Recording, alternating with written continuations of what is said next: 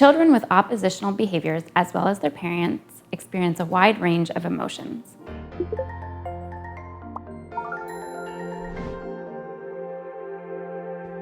Hi, I'm Julia Ferrari. I'm an expert on learning disabilities at the LD Institute, and I'm passionate about ensuring that children with LDs reach their full potential. At home, conflict can quickly escalate, especially if you have a child with oppositional defiant disorder. I will discuss preventative and intervention strategies in order to avoid escalations. Prevention, strategies to avoid escalation. Give clear and simple instructions. Instructions should be no longer than 10 words. For more information on this, I suggest that you watch our video titled, "My Child Doesn't Listen to Me," which outlines 8 key points for giving clear instructions. Prioritize and anticipate. It is important to prioritize rules and expectations that are useful and necessary for a harmonious family dynamic. Anticipate situations such as transitions that may be challenging for your child. For example, you can tell your child, "We're having supper in 5 minutes," or "After reading this page of your book, it will be time for you to take your bath." Stay nearby after you have given directions.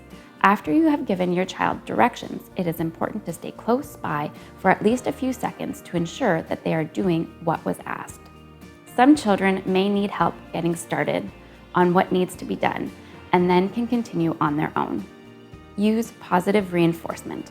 Positive reinforcement can be particularly helpful if your child is having difficulty following certain rules or completing particular tasks. You can create a point system and award points each time your child completes a task or follows rules successfully. It is a good idea to use a board to visually represent the points. Praise your child immediately and encourage positive behaviors. It's important to praise your child's positive behaviors throughout the day. If your child follows the rules, highlight their efforts and praise them immediately. For example, if your child starts doing their homework without being asked, praise them right away and not after they have completed their work. Be as consistent as possible. When it comes to rewards and consequences, it is important to be consistent.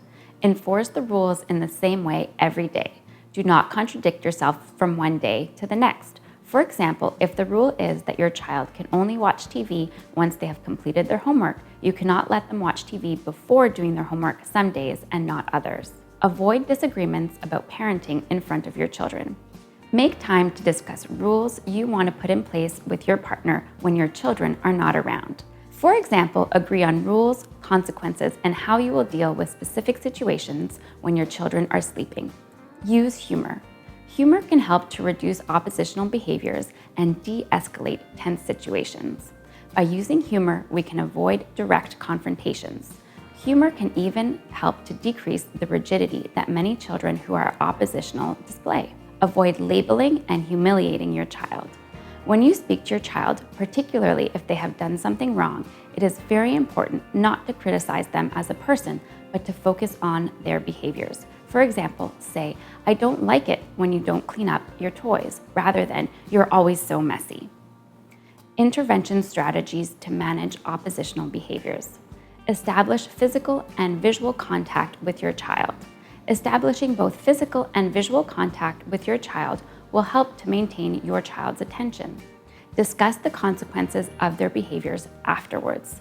Wait until your child is calm before discussing the consequences of their behavior. As well, it is important that consequences be logical. For example, if you do not put on your jacket, we can't go play outside.